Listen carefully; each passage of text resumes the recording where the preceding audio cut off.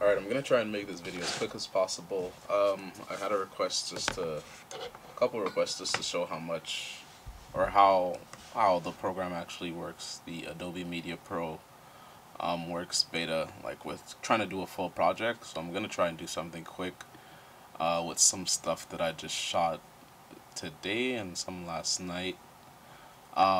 It's all from my GH5 4K 10-bit. Most of it is 10-bit. There's some that's 8-bit 60p, but most of it is like 24 frames. So let's see here. I'm going to show you guys how the import speed is for clips. Those clips are probably all, even though they're probably like 20 seconds max, some of those clips are probably in the 400 to 500 megabyte range. So let's see how it picks it up. Oops.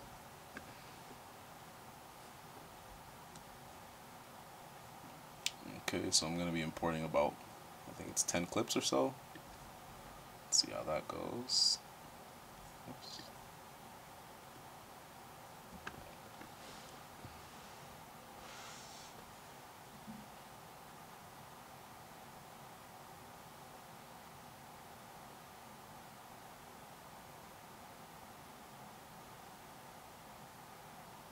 I mean, it's going at a good pace. Again, consider that these clips are the 10-bit, which are very large files. I'll show you guys one of them actually. This probably, yeah, this clip is 30 seconds or so, and you guys can see the file size. If you can't see, I'll tell you. It's 580 megabytes just for that clip. So imagine we have, what, 12 to 14 clips that I'm seeing, each more than 5 seconds. So you're looking at least 200 megabytes, I would say, for each file. I'm going to try to do these without proxies so you guys can see, because I know a lot of people don't like to use proxies.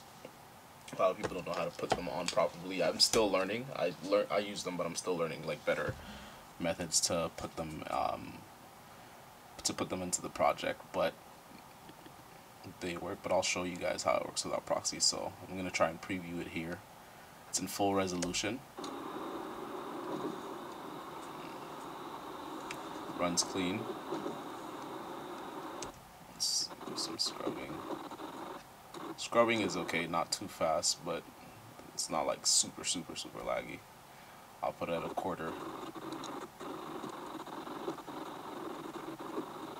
Same thing, maybe a little bit better, but not by much. But again, remember guys, these clips are very large in file size. If you're using regular 4K clips, these are probably scrubbed through easily. I don't know why the GH5 10-bit has a problem, but I guess because of all the colors and the different. But yeah, so it scrubs through. Oops, scrubs through. Okay. Like I said, you're not gonna get much from this type of file size. If you do use these in proxies, I'm pretty sure the project will run perfectly smooth. But again, I'm just doing this without any, just to see how the M1 works with them. So let's try to put this on the timeline. It's still in full resolution. See how it scrubs. So same thing as the preview. It scrubs, but just a little bit of lag. Let's play it.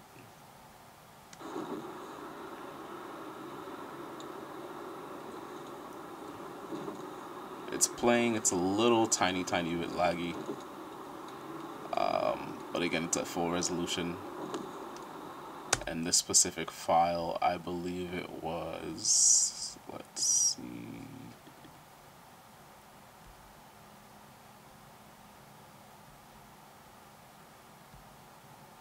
Yeah, this file was 500 megabytes, so half a gig for a 26-second clip.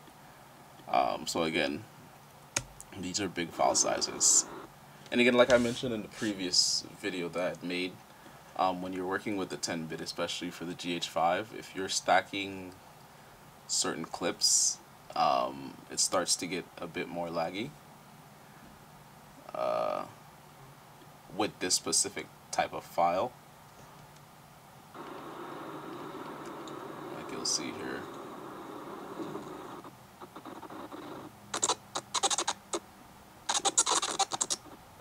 You'll see here it doesn't run that smooth.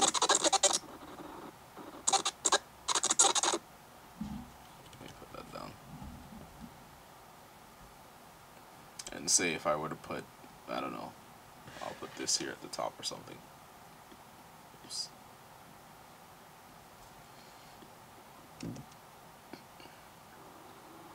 Like playback doesn't seem to be much of a problem, but I think it's just the scrubbing through at full resolution that becomes a problem for it. Let's try it at a quarter though. Actually, I'll do it eighth.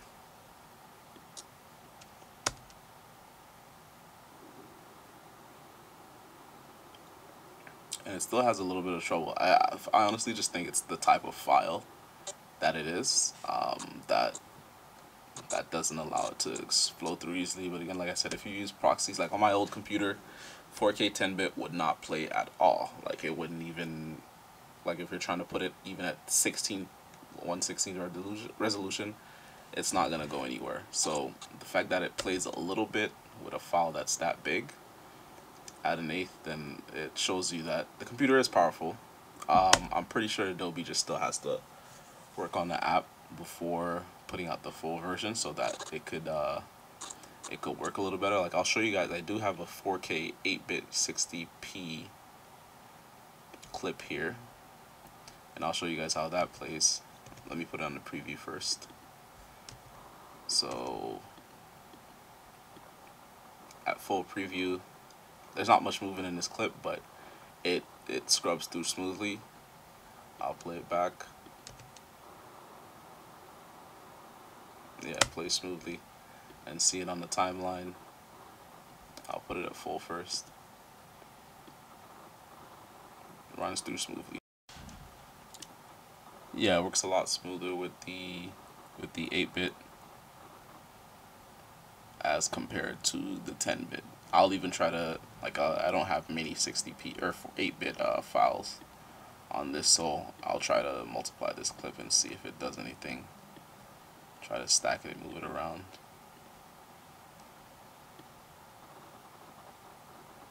And it runs the same. It still runs smooth at full resolution. I'll play it back. Oops.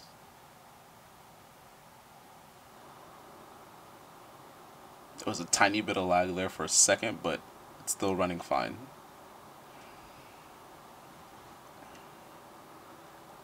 And again, guys, this isn't much of an actual project that I'm doing. It's just kind of showing you guys how it works, more so. So I'll try to see. Let me add something here.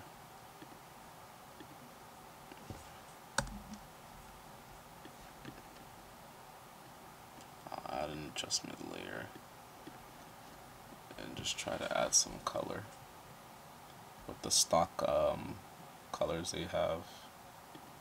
Let's just put this on top of it. Oops. Actually, try something more noticeable and putting it on top. Playback speed for the 10-bit seems to be the same with an adjustment layer on top with coloring on it. Let's go to the 8-bit part. Okay, there's a little bit of lag there. I'm wondering if it's because of the connection. Let's see. Yeah, there's a bit of lag. You guys probably can't see it fully, but their car is moving in the background, and they're kind of moving like it looks robotic a little bit. So this layer did add something. So let's try to do this at an eighth to see if it's any different.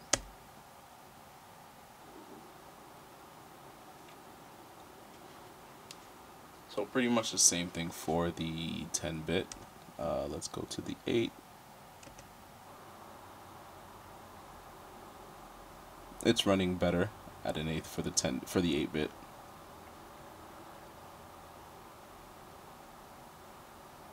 Yeah, it's running better. Let's try scrubbing through. Yeah, runs better. I'm gonna try half to see just in case. I don't know. We'll see.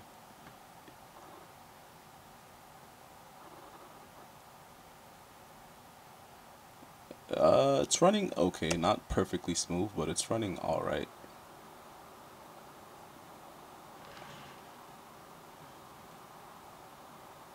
Yeah, it is lagging a bit. again, can't probably see the cars, but it's running a little bit behind.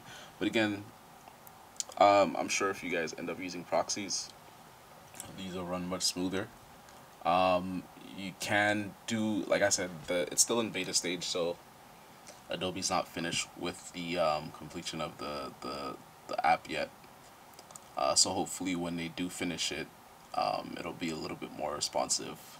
Adobe's always, for some reason on Macs, it's always been like bad. Like it's never been the perfect video editing program. Like a lot of people go to Final Cut and the other programs are like DaVinci or something, just because the workflow and the ease, not the ease of use, but like the ease of use in terms of like the strain that it puts on the computer is a lot better with those apps compared to Adobe Premiere, which is, I guess, wasn't made for Macs at first, so it's a bit tougher to use on Apple computers. It's always been, for some reason. That's why a lot of people use proxies when they're using Macs. A lot of people don't want to switch to Windows, so they stick with the Macs and just use the proxies, because again, like I said, it's a whole different interface, and a lot of people are just accustomed to the way Mac is, so they just stick to that and deal with it. But I do think with the release of these M1 computers,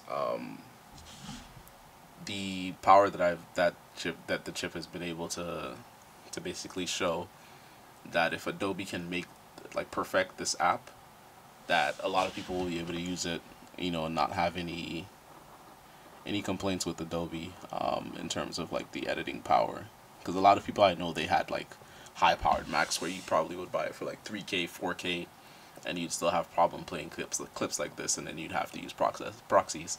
And you get a MacBook Air like I have, which was $1,300 or $1,400, and it works way better than a $4,000 computer would have. So I do think these computers are a big upgrade. Like the chips are a big upgrade, and I'm actually more eager to see what they're gonna put out for the next chip. So I'll probably end up trading in this one or selling this one when the next one does come out, just to see, because this is their first attempt at the chip. So I'm sure the second time around, it'll be better. Hopefully the apps don't have to be re-optimized again, because then we'll all go through the same thing. But yeah, Apple's headed in the right direction. I think Adobe's headed in the right direction. I hope so. I'm just gonna try to export this. It wasn't like I said, it wasn't a major project that I was doing or anything, just to show you guys how it works a little bit. Again, remember, these are big file sizes. This project itself is probably sitting at like maybe 5, 6, 8 gigs right now, with all these clips put together, even though some of them are multiples. Let's try and export it to see what the speed is going to be.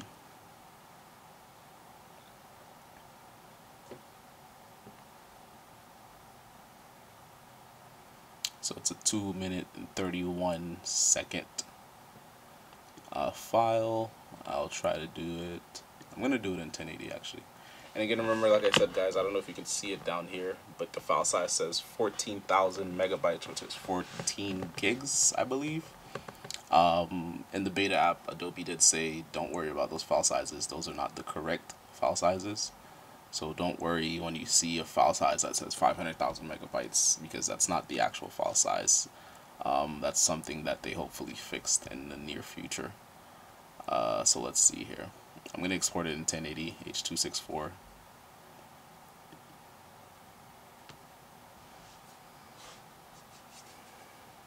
Starting off saying 5 minutes, 4 minutes. Oh, it's going pretty fast actually. On my old computer, this thing probably, I did a music video a few months ago, and the clips were, I couldn't do the 10-bit like I said earlier on that computer, so the clips were all 8-bit 4K, and I exported it as a 1080 clip, and it literally took me almost, because the computer kept crashing every time I tried to export it, so I kept having to reorganize the files, take out clips, take out effects, take out certain things so that it would work. And it took me like 2 days to edit the video, but it took me another 2-3 days for me to figure out what to take out so that I could export the video, and it finally worked. It took me, I believe I left the computer at 9 p.m. at night, and I woke up at 10 a.m. the next day. It still wasn't done, and I think it finished at 12 p.m. the next day when I left it on. So that shows you how long it takes for those clips to have worked. Again, my computer wasn't the highest grade at the time. It was a 2014 or 13 MacBook Pro. It had all the highest specs for that time, but again, it wasn't like a newer MacBook. So yeah, let's just see how this works now. It's been at 2 minutes for a little bit now.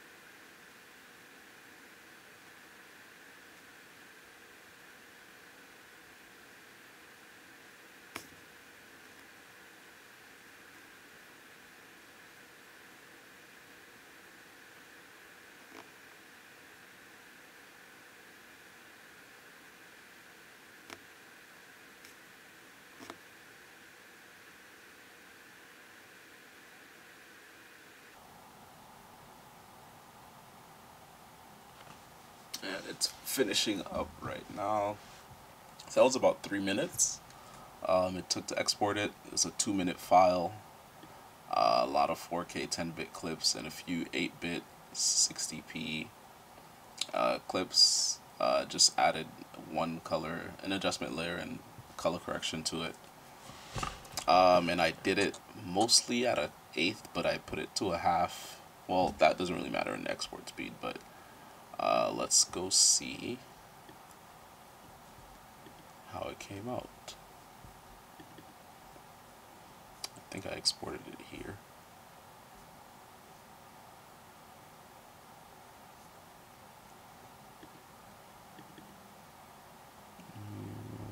Beta 14. What the hell?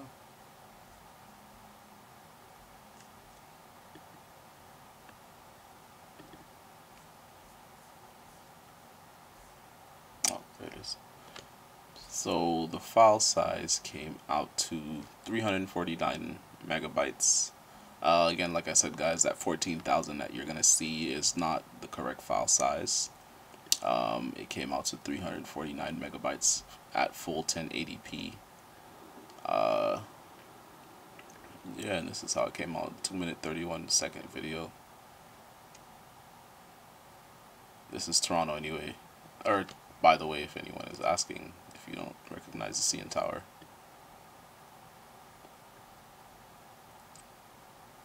Yeah, and it came out pretty good. But yeah, again, just wanted to show you guys how it works. This wasn't a full project, like I said. I didn't have the need to do a full project at the time. I just wanted to put some things together here and there just to show you guys how it would come out. But yeah, that's pretty much the program. That's how the beta is working. Again, hopefully Adobe continues to progress or perfect it, and so that those M1 users, I'm gonna actually end up selling my MacBook because from what I've seen, it's been able to work fine. Even the old Premiere Pro, when you put proxies on it, it works better than what I had before. So I'm gonna end up selling my old MacBook or trading it in, because I think this one should be fine with handling like my workload. It's not too much of a workload, but it should be fine with handling it. So I'm just gonna let go of that one. But yeah, no, it works fine. Hopefully Adobe keeps perfecting it so that once they put out the final version, that everyone can use it. See, like it's a seamless transfer. It's not like anything that's complicated for anyone to do so. But I think they're headed in the right direction though.